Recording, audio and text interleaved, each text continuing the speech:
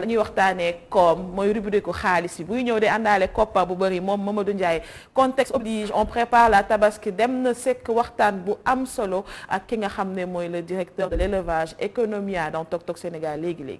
Tok Tok Sénégal.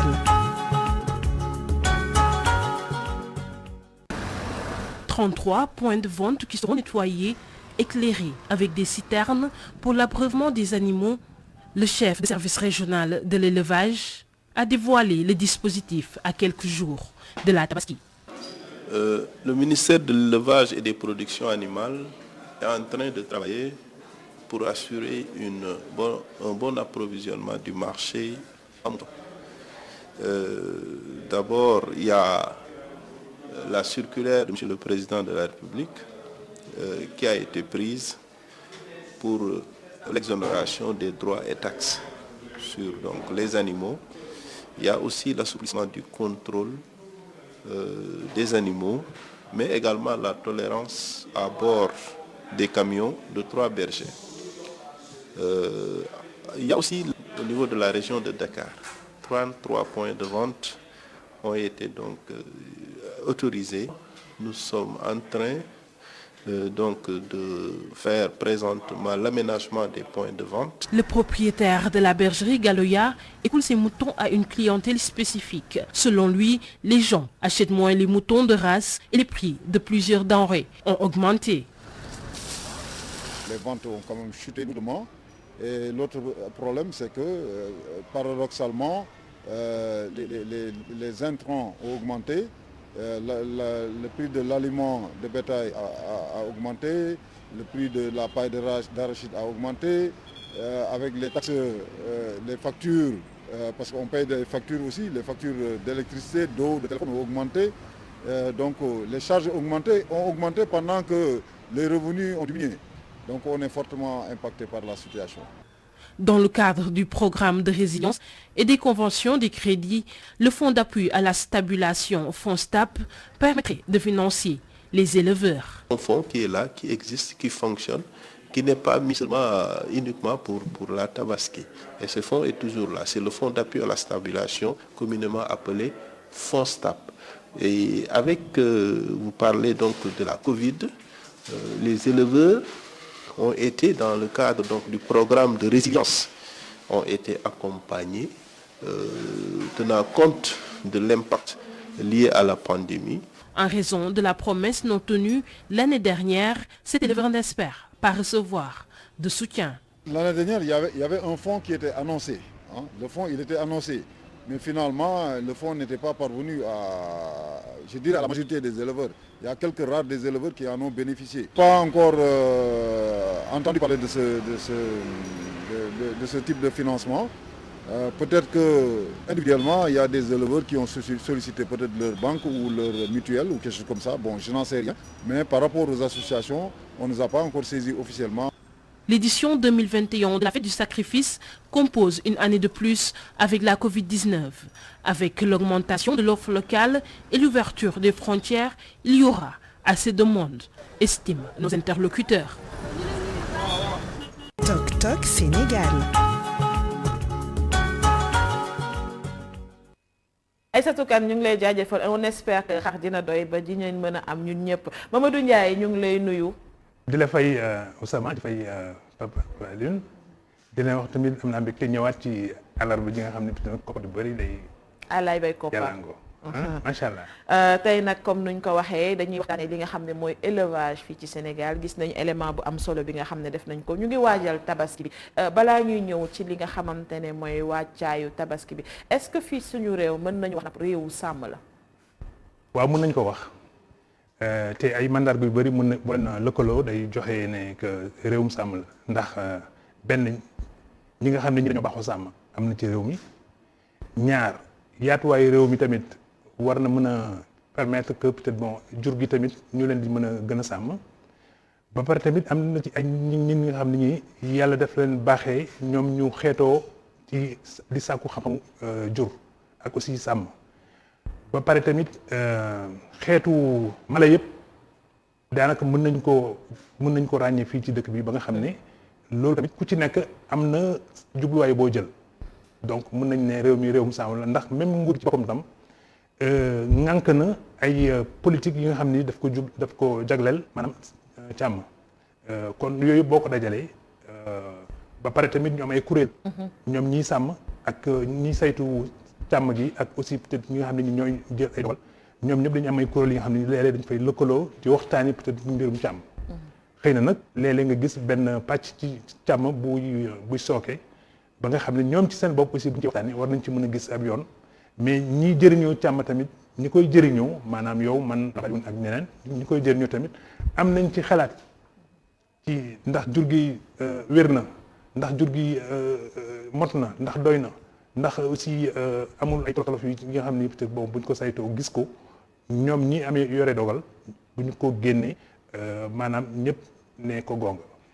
wax nga ko réewum càmm la ñu ngi fi gis espèces yu bëri ñu ngi koy yar ci réew mi petit ruminant yeeg xar yeeg yi nga xamante ne ba si nag ak yeneen yi nga xam ne dañu koy jëfandikoo soit ñu soxla ndawal bi pour ñi nga xam ne dañoo bëgg ndawal lool mais càmm bi également am na fi nga xam loolu xamante ne mooy ndëgër laayam mais ak na fu mu sooxee également force ak faiblesse élevage fii ci Sénégal. benn ñun defe naa dañoo joxul càmm ñu koy waxee gëddam ak xam joxuñ ko te loolu dafa war a am parce que ñi ci nekk war nañ leen déglu à la kulli haal ñoom war nañ leen déglu waaye ñoom it waruñu di def li ñuy wax tubaab surenchère waruñu fu tolog di ne peut-être bon ñu ne bu dul ñu ne dara du sotti loolu ci force de faiblesse la bokk mais leneen tamit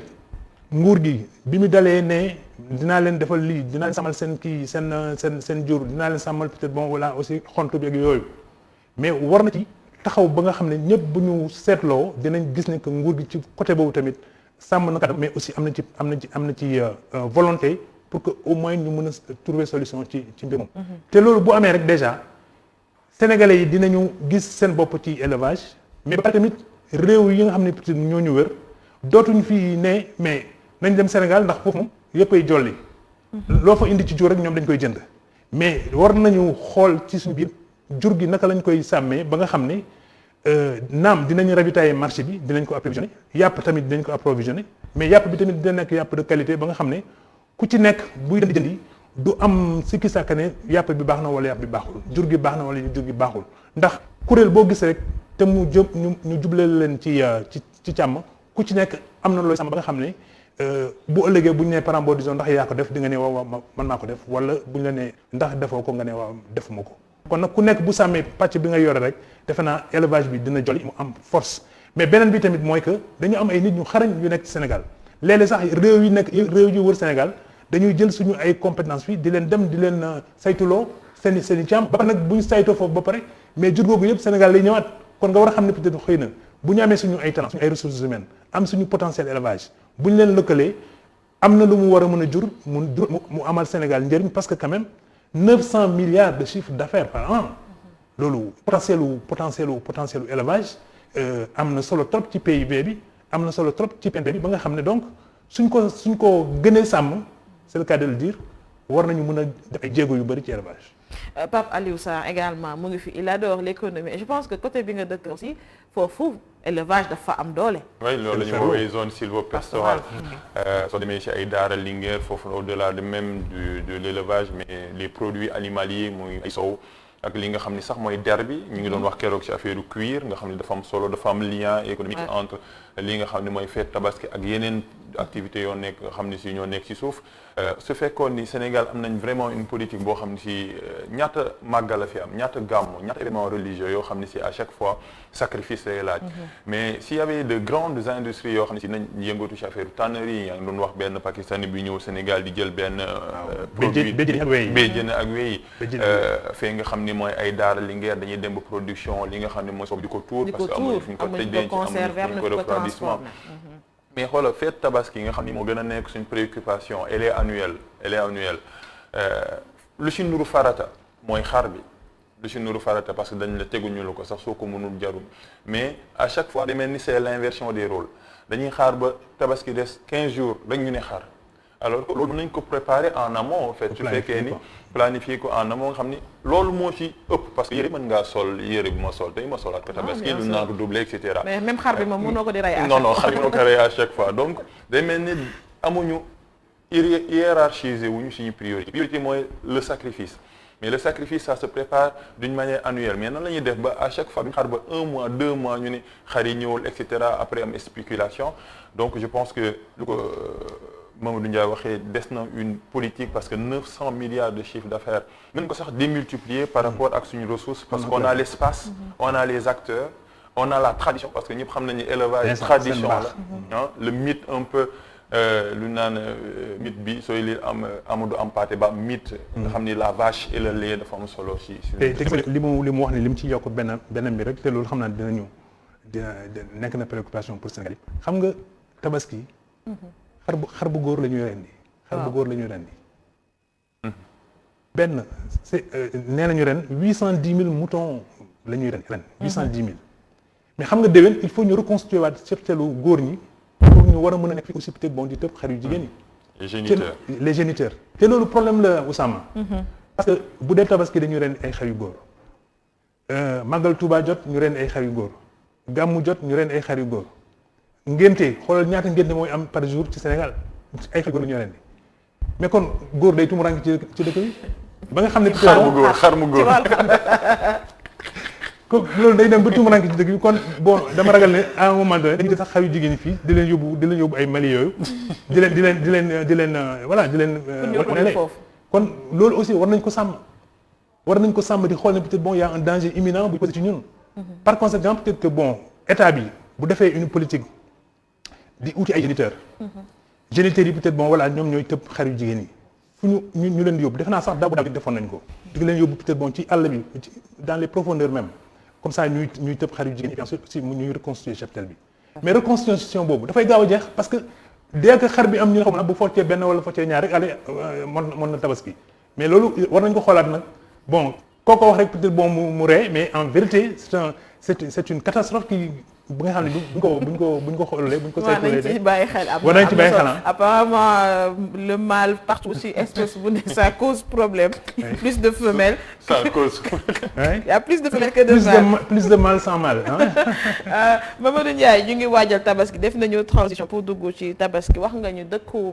càmm la mais lu ñu jaaxal mooy à chaque tabaski on dirait que ñun lu ñuy càmm du ñu doy pour ñu jëfandikoo il faut que yeneen dëkk yi ñëw en renfort il faut que Mauritanie ñëw il faut que Mali ñëw waa Niger sax dañuy ñëw Niger moom ci wàllu élevage kenn du ko naatable ay capacité am xanaa ñun suñu élevage leneen lañ ci gën a taamu lu dul xar pourquoi xar du doy à chaque tabaski loolu am na ay explications yu bari benn bi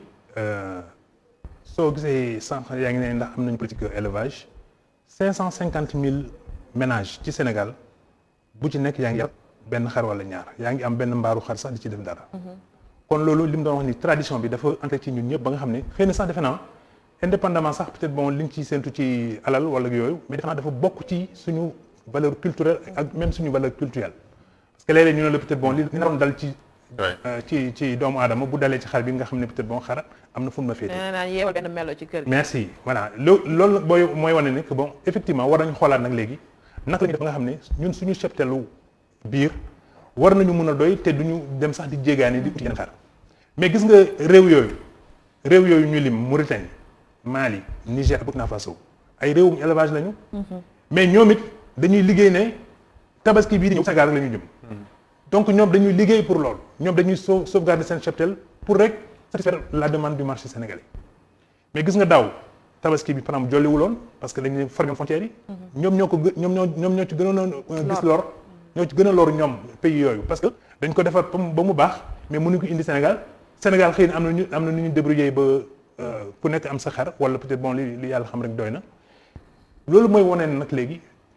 jot na pour que Sénégal tamit di xool boppam. ni muy yaree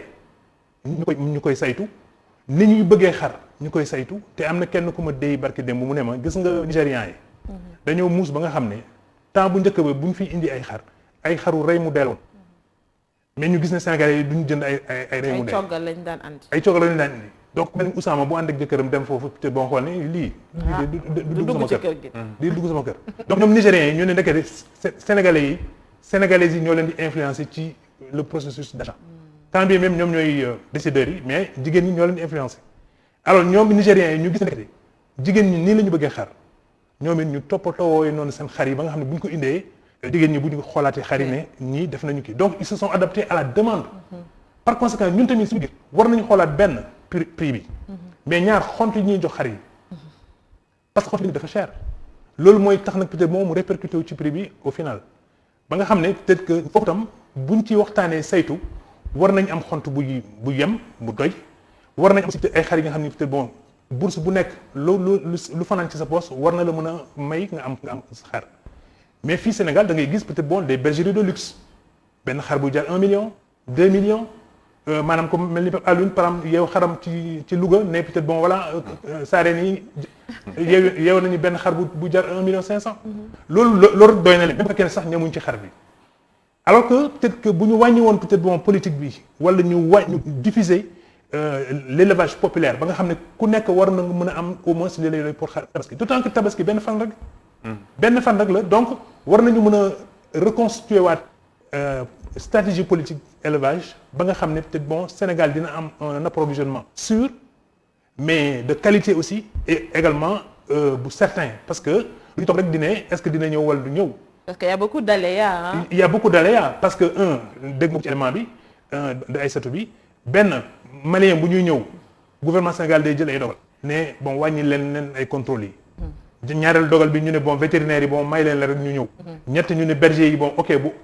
camion bi feesee ak ay xar nañu bàyyi aussi ñetti berger wala ñeenti berger aussi ànd ci. bon ñeenteel bi ñu ne peut-être bon wooy bu gars yi ñëwee peut-être bon nañ leen may ay espace ñu nekk def fa seen ay xar. donc gis nga allègement yooyu ak assouplissement yooyu ñu def yëpp bu ñu defoon en amont ci Sénégal. dina am ñu bëri peut-être aussi dinañ xiir seen bopp di def élevage mais en même temps aussi ñi nga xam ne nii ñoom ñoo ko baaxoo di def tamit dinañ ci gis seen bopp. xam ne peut-être bon facilité yooyu ñu accordé occasionnellement bu ñu leen ko doon accordé de façon permanente te ñu tëmbal ko ci politique élevage bi dina jur leneen ba nga xam ne peut-être bon day yëkkatiwaat secteur élevage. Papa Aliou Sarr. am na benn phrase ma jàppoon leçon AG du ma ko mës a fàtte mooy le cheptel sénégalais souffre point c'est une phrase boo xam ni à chaque fois depuis lors ñu ngi koy jàng mais ça fait effet xool fu ñuy jëlee ay xaar que ça soit la Guinée le Mali mais même la Mauritanie suñu jëlee la Mauritanie par exemple géographiquement. ñu ñoo leen ëpp espace pour yar parce que soo jëlee le nord y a tellement d'espace yoo xam ne si mën nañ ko yar mais rek on n'anticipe pas sur les événements yoo xam ne si c'est important à chaque fois depuis bi ñu nekkee ba léegi peut-être tabaski problème xar day posé à chaque fois mun ñoo fexe ba am une autosuffisance en mouton pour reprendre un peu l'autosuffisance en riz ba léegi ñoo gën voilà mais à chaque fois lu ñuy dundal daal am nañ déficit à chaque fois dañuy importer maintenant il arrive un temps boo xam ne si exemple les frontières entre la Guinée et le Sénégal ba léegi dañ ko tëj ñu ngi négocier ba xam nañu koy tijji wala déedéet ñu ngi nekk dans les négociations pour rouvrir les frontières mais il arrivera peut-être le mouton nekk benn denrée rare tabaski nekk loo xam ne si obligation mais def nañ ko une obligation sociale am xar bu baax nekk une obligation sociale parce que maintenant c'est moins le fond que la forme sooy jënd ay xaru tabaski mais également di insister si yar kër dina fexe ba état bi également quantité mouton bu mën a dugal Sénégal mu bañ ko Dakar c'est un peu difficile parce que les gens vivent dans les immeubles mais par exemple soo nekkee man mënuma comprendre ku dëkk Daara wala Linguère nekk un Linguèrois wala ko xam si Daara dina jënd xar tabaski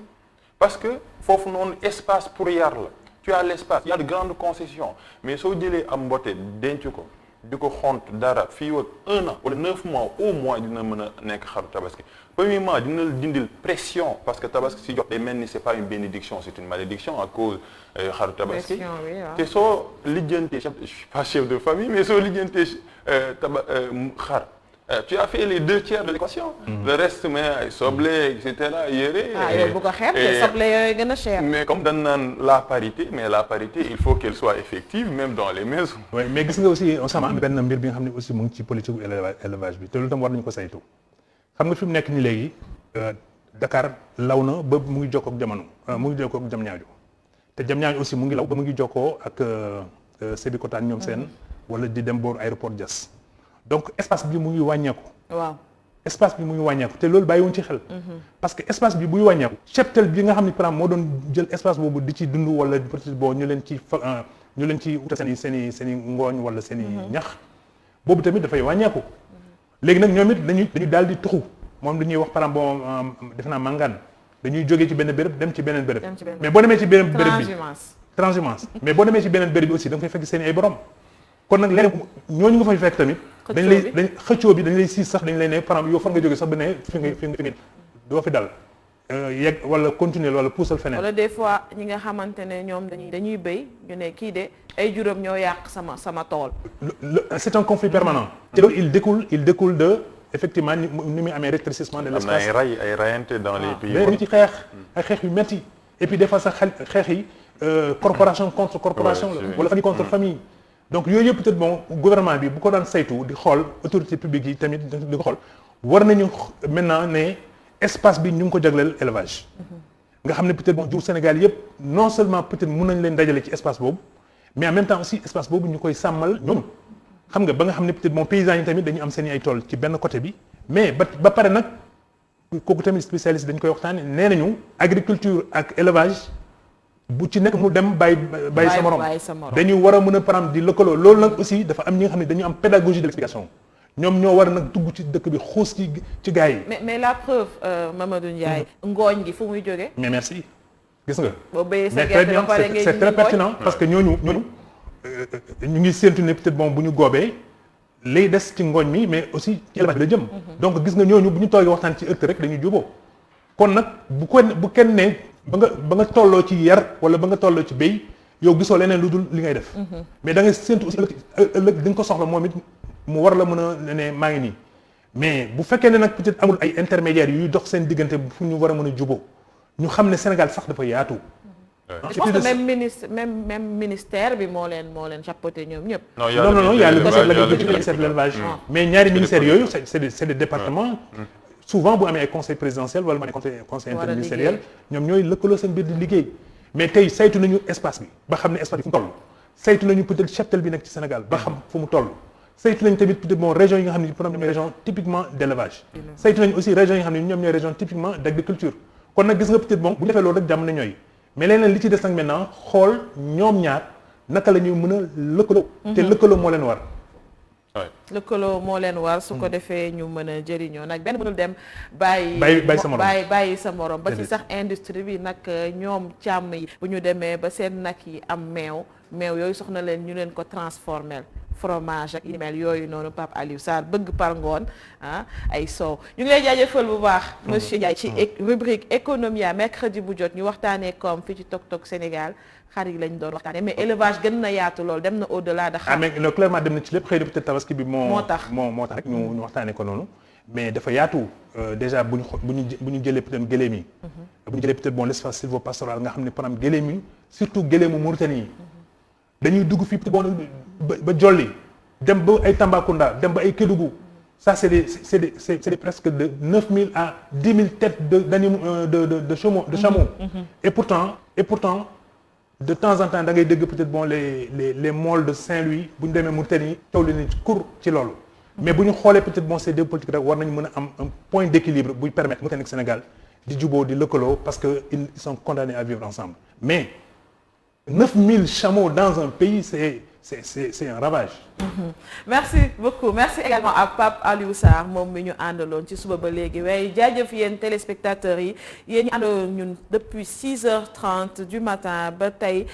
ñu ngi leen di jaajëfal bu baax di leen bàyyeeg li des suñu programme Billy Borso Daki Dépense bi fi jógee Lal Basang Aïcha Dramé ak kii di Awa Djili Mbacké ak yeneen i chroniqueurs ñun nag dañ leen di jox dig daje suba 6h30 encore une fois ñu démarrer ak yéen ak matinale bi nga xam ne moo wóor pour am ay xibaar yu leer fii ci réew mi jaa ngeen jëf.